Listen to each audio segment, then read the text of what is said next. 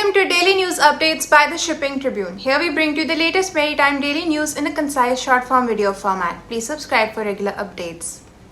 Freight market scenario by Segal Sea Trade. The Asia-Pacific Supramax market freight rates were range-bound on June 22.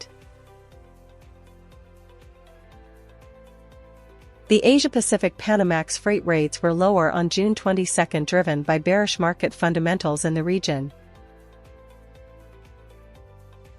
India becomes world's top ship recycling nation in 2025. India has emerged as the world's leading ship recycling nation in 2025, ranking first globally. India's share of global ship recycling increased to 35.4% in 2025 from 30.1% in 2024, according to the latest report by the United Nations Conference on Trade and Development.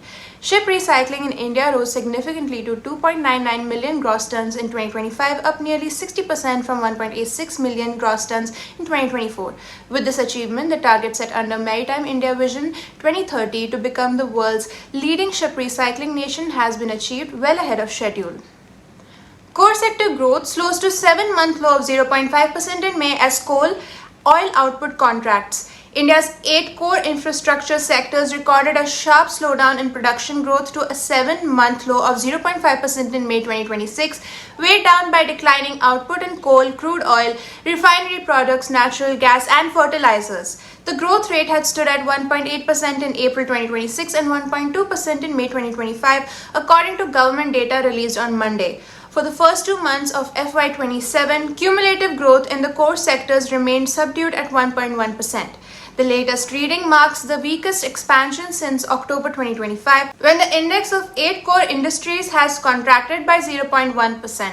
The slowdown was primarily driven by broad-based weakness across energy-linked sectors, although gains in steel, cement, and electricity helped prevent an overall contraction.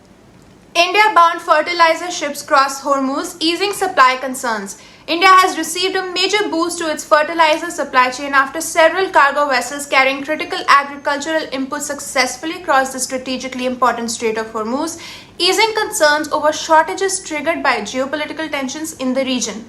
According to the government, 4 ships carrying fertilizers and related raw materials, including urea, diammonium phosphate, and sulfur, crossed the strait last week and are now headed towards Indian ports. The development is expected to strengthen domestic fertilizer inventories ahead of peak agricultural demand. Shipping stalls in Strait of Hormuz after Iran declares key waterway closed again.